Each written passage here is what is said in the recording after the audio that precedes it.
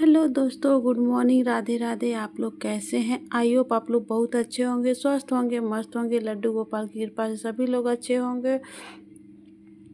Arya Dubey channel में आप सभी लोग का स्वागत है। तो दोस्तों, आज मैं वीडियो में बात करने वाली हूँ जीवित पुत्रिका व्रत कब है, जीवित पुत्रिका के नियम क्या हैं, नहाए खाए से लेके संपूर्ण विधि आप लोगों को इस वीडियो में मिलेगी। वीडियो में आप लोग बने रहिएगा और ढेर सारा प्यार दीजिएगा। वीडियो को वॉच करके देखिएगा, इसकी बिल्कुल भी नहीं करिएगा। अगर वीडियो पूरा अच्छा लगेगा तो दोस्तों लाइक शेयर सब्सक्राइब करना बिल्कुल नहीं भूलिएगा। कमेंट में राधे राधे आप लोग ज़रूर लिखिएगा। तो दोस्तों चलिए शुरू करते हैं वीडियो कि जीवित पुत्रिका व्रत कब से है, कब तक। तो दोस्तों, जीवित पुत्रिका व्रत 14 सितंबर को मनाई जा रही है और दिन सभी माताएं अपने संतान प्राप्ति के लिए व्रत करेंगी। जिसके पास पुत्र हो या पुत्री हो, ये सब लोग व्रत करते हैं। मतलब कहीं कहीं का मायने होता है कि अगर हमारे पास बेटा है तभी ये व्रत रखा जाता है, लेकिन दोस्तों हर जगह ये चीज़ मायने नहीं होता है। संतान व्रत होता है तो संतान प्राप्ति, संतान का मतलब होता है बेटा या बेटी, पुत्र हो या पुत्री हो, उसके लिए व्रत सब लोग करते हैं। तो जो लोग मानते हैं उनके मतलब अगर आप लोग के परिवार में ऐसा माना जाता है कि पुत्र हमारे पास है तभी ये व्रत रखेंगे, तो दोस्तों अपने नियम को आप लोग फॉलो करिए। हमारे परिवार में ऐसा नहीं होता, हम लोग के वहाँ ऐसा नहीं होता है। पुत्र हो या पुत्री हम लोग व्रत रखते हैं। तो जीवित पुत्रिका का व्रत, जीवित पुत्रिका मतलब जीवित, कोई जीव को नुकसान नहीं पहुंचाना होता है। किसी भी जीव के, या कोई छोटा सा कीड़ा हो या बड़ा है, किसी को नुकसान नहीं पहुंचाना होता, इसलिए इसको जीवित पुत्रिका व्रत करते हैं।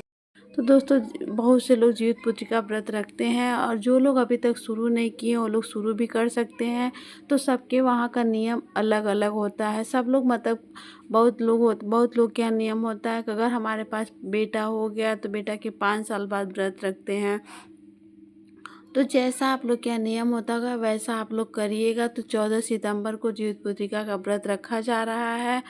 इस दिन महिलाएं, इस दिन दोस्तों रविवार है, तो रविवार का दिन है, तो आप लोग कोई मतलब वो नहीं है, कोई मना नहीं है। जिसके पास सास है वो लोग पूजा कैसे करें, जिसके पास सास नहीं है वो लोग पूजा करें कैसे करें, संपूर्ण जानकारी आप लोग को इस वीडियो में मिलेगा। तो दोस्तों, जीवित पुत्रिका व्रत 14 सितंबर 2025 दिन रविवार को रखा जा रहा है और नहाए खाए से लेकर, तो दोस्तों शनिवार को ही हम लोगों को पानी पीना है। जैसे अगर हम लोग तीज का व्रत रखते हैं, सरगी खाते, तो बहुत से लोगों के वहाँ भी जीवित पुत्रिका व्रत में भी सरगी खाया जाता है, क्योंकि सभी व्रतों में सबसे बड़ा व्रत जीवित पुत्रिका व्रत माना जाता है। क्योंकि इस व्रत पे जितना लेट हम लोग पानी पिएंगे उतना ही सब लोग बोलते हैं अच्छा होता है। सुबह में 24 घंटे का ये व्रत होता है, तो सुबह में जितना लेट हम लोग करेंगे उतना ही अच्छा होता है। तो ऐसे में हम लोग शनिवार को सात्विक भोजन करना है, लहसुन प्याज नहीं खाना है।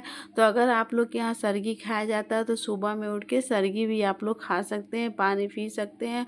अगर असमर्थ है, अस्वस्थ है, तो आप लोग दवा भी सुबह के टाइम में ही ले लीजिएगा, क्योंकि 24 घंटे का व्रत होता है, बहुत दिक्कत होती है। लेकिन हाँ, माँ लोगों में, सुहागिन महिलाओं में बहुत दम होता है दोस्तों, जो व्रत रख लेती हैं। तो फिर उसके बाद दोस्तों रविवार को ही बहुत से लोगों के वहाँ बाल नहीं धुला जाता है, लेकिन अगर आप लोग जैसा देख लीजिएगा वैसा करिए। अगर हमारे पास सास नहीं है तो हम बाल भी जीवित पुत्रिका के दिन धुलेंगे। अगर हमारे पास सास है तो हम लोग बाल नहीं धुलेंगे, क्योंकि उन लोगों को क्या होता है ना, पानी देना होता है, क्योंकि पितृपक्ष चला, तो पितृपक्ष में सभी लोग के यहाँ श्राद्ध होता है, पानी देना होता है। तो इसमें ऐसे में वो लोग व्रत करेंगी तो जीवित पुत्रिका के दिन ही वो लोग अपने बाल को धुलेंगी और सिंघोरे का सिंदूर लगाएंगी, पीला सिंदूर लगाएंगी। और जब वो लोग पूजा करने जाएंगी तो बाल में चोटी नहीं करती हैं, बाल को ऐसे खुला बाल रहेगा। हम लोग के यहाँ ऐसे होता है, बहुत से लोगों के वहाँ बाल नहीं धुला जाता। तो जैसा आप लोग का नियम होगा वैसा आप लोग देख लीजिएगा। हम लोगों के वहाँ बाल धुला जाता है और सिंघोरे का सिंदूर लगाया जाता है, पीला सिंदूर। पीले सिंदूर से ही पूजा होती है। सिंघोरा सिंदूर अपने हम मांग में लगाएंगे और पीला सिंदूर पूजा के लिए रख लेंगे। तो दोस्तों, एक मतलब होता है ना, औरतों का इकट्ठा होती हैं, एक जगह वो लोग बना लेती हैं कि इस जगह हम लोग इकट्ठा होंगे, फिर वहाँ पे वो लोग कहानी सुनती हैं। तो आप लोग जिउतिया आता है, रेशम के धागे का बना होता है, क्योंकि जगह जगह शहरों में मिलता रहता है खरीद के, उसके वही उसी का पूजा करके जिउतिया के अगले दिन यानी सोमवार के दिन वो पहन के तब फिर वो पानी पीती हैं। तो दोस्तों ऐसे में कहानी होती है, खिंचावती पूरा श्रृंगार कर सकते हैं आप लोग, कोई वो नहीं है कि पितृपक्ष पड़ रहा है, जिससे सबका अलग अलग होता है, सभी के लोगों का नियम अलग हो। तो आप लोग जैसा नियम होता होगा वैसा आप लोग कर लीजिएगा। हम लोगों के वहाँ जिवितिया में भी नया साड़ी पहना जाता है, कोरा साड़ी रहता है।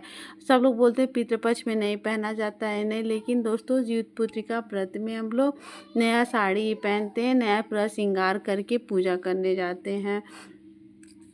उसके बाद से इसमें बरियार की पूजा होती है, पुत्र की बरियार के लिए पूजा होती है, और पुत्र की लंबी आयु के लिए माताएं लोग ये व्रत रखती हैं। उसके बाद दोस्तों पारण वाले दिन वो सुबह में अगर जो जिसके पास सास नहीं है, जो लोग खाना देती हैं, तो जिसका तिथि अगर भूल गई हैं, उनको नहीं पता है, तो जिउतिया के अगले दिन, जिउत पुत्रिका के अगले दिन ही सास लोग विदा होती हैं, सबकी सास लोग। जिसकी सास नहीं है उनकी सास ज्योति उसके नेक्स्ट दिन यानी सोमवार को 15 सितंबर को उनकी सास विदा होती हैं। तो उनको सुबह में पूरा खाना बनता है, पूरा खाना बनाया जाता है। तो बहुत से लोग के यहाँ केले के पत्ते पे खाना रखा जाता है, या सब्जी का हरा वो आता है ना, नेनुआ की सब्जी, उस पे रखा जाता है, लौकी के पत्ते पे, मतलब ऐसे कोहड़ा के पत्ते पे, ऐसे सब मतलब जो भी आप लोग के यहाँ मिल जाए। अगर ये सब पत्ता नहीं मिल रहा है सब्जियों का, तो केले के पत्ते पे रख के खाना ये रखा जाता है, सास लोग को विदा किया जाता है। सब लोग बोलते हैं आज सास विदा हो रही है, तो सास लोग को विदा किया जाता है, क्योंकि जिउतिया के अगले दिन ही सास लोग विदा होती हैं, जिसमें पूरा खाना बनता है। उसके बाद उनको विदा करने के बाद फिर जो हम लोग पूजा किए रहते हैं उसमें अनाज के दाने होते, उसको मतलब सबके वहाँ हम लोग के यहाँ ऐसे होता है, मेरे वहाँ जो नियम होता है मैं आप लोगों को बता रही हूँ कि उसके बाद दोस्तों वही दाने से पानी पी के और फिर हम लोग पूजा व्रत का पारण करते हैं। व्रत में सात्विक भोजन रहता है, लहसुन प्याज का कोई वो नहीं है, जैसा आप लोग करते होंगे वैसा देख लीजिएगा, सबके वहाँ का नियम अलग अलग होता है। क्योंकि दोस्तों बहुत बहुत बड़ा और बहुत कठिन व्रत होता है जिउतिया का व्रत, जिसको जीवित पुत्रिका व्रत कहा जाता है। ये पितृपक्ष में तो पड़ता है, लेकिन पितृपक्ष में भी नियम सबका अलग, अगर सबके वहाँ का तिथि होता है, सब लोग पानी देते रहते हैं, तो जब तिथि जिसका जैसे होता है फर्स्ट दिन से लेके 21 तारीख तक तिथि सबका पड़ते जाता है, तो जो अगर पानी हम लोग दे रहे हैं, श्राद्ध कर रहे हैं, पिंडदान कर रहे हैं, तो दोस्तों हम लोग अगर तिथि पे ब्राह्मण को भोजन करा चुके हैं, तो उसके अगले दिन से हम लोग पानी नहीं देंगे। सबका तिथि अलग अलग होता है। और जो लोग मतलब जिसके घर के बड़े लोग गया जाके पिंडदान कर दिए हैं, वहाँ अपने सास ससुर को बैठा दिए हैं, वो लोग कुछ नहीं, सिर्फ अमावस्या के दिन वो लोग ब्राह्मण को भोजन कराएंगे। ब्राह्मण को भोजन करा के पैर छू लेते हैं, दक्षिणा दे देते हैं, क्योंकि ये एक पितृ लोगों का एक ऐसा होता है और सभी लोगों को करना चाहिए। जो लोग तिथि भूल गए, उनको नहीं पता है, वो कोशिश ये करना चाहिए कि ब्राह्मण से पता करवा लेना चाहिए कि हमारी तिथि कब है। अगर नहीं पता चल पा रहा है तो दोस्तों अमावस्या के दिन, भूल चूक के वाले दिन हम लोगों को ब्राह्मण ज़रूर खिला देना चाहिए। और अगर गया जाके अगर सास में बैठा दिया गया तो कोई बात नहीं दोस्तों, लेकिन फिर भी अमावस्या वाले दिन हम लोगों को ब्राह्मण को ज़रूर खिला देना चाहिए। इससे क्या होता है, पितृ दोष हमारे घर का ख़त्म रहता है और पितृ लोगों का आशीर्वाद हमारे परिवार पे बना रहता है। 15 दिन सभी लोगों के पितृ अपने अपने घरों पे आए रहते हैं, और ये 15 दिनों में जो आप लोगों को चाहते हैं बनाना खिलाना, वो सब बनाना खिलाना चाहिए। और एक पत्तल में करके, अगर आपको पत्ता नहीं मिले तो पत्तल में करके खाना ज़रूर, दोनों टाइम का खाना ज़रूर रखना चाहिए। तो सभी लोग कल से नियम फॉलो कर लेंगे। और ऐसे वो लोग व्रत करेंगे। तो जीवित पुत्रिका की संपूर्ण जानकारी आप लोगों को मिल गई होगी।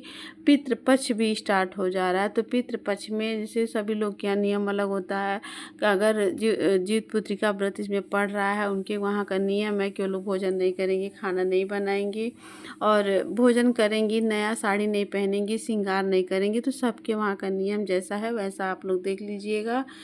हम लोगों के यहाँ जैसे जीवित पुत्रिका का व्रत रखा जाता है वैसे मैं आप लोगों को बता दी। नहाए खाए से लेकर पारण तक की संपूर्ण जानकारी आप लोगों को मिल गई होगी। उम्मीद करूँगी वीडियो आप लोगों को बहुत अच्छी लगी होगी।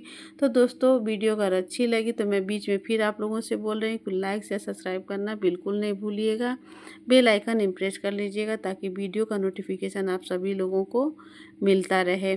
पितृपक्ष में पूजा करना चाहिए नहीं तो दोस्तों सूर्य भगवान को जल नहीं देंगे, शंकर भगवान को पूजा नहीं करेंगे, घर के मंदिर में पूजा हम लोग कर सकते हैं, अपने लड्डू गोपाल की भी पूजा हम लोग कर सकते हैं। अगर वीडियो की पितृपक्ष की और जानकारी लेनी चाहिए तो चैनल पे जाइएगा, वीडियो में डाल चुकी हूँ, वहाँ फॉलो कर लीजिएगा आप लोग। तो दोस्तों पितृपक्ष है, फिर इसके चंद्र ग्रहण में भी गर्भवती महिलाएं विशेषकर ध्यान रखेंगी। क्यों गर्भवती महिलाओं को कुछ न काटना है, न पीटना है, न सुई चलाना है, कुछ भी मतलब ऐसा काम नहीं करना, सिर्फ भगवान का भजन कीर्तन करते रहना है। मिलती हूँ नेक्स्ट वीडियो में आप सभी लोगों से। राधे राधे।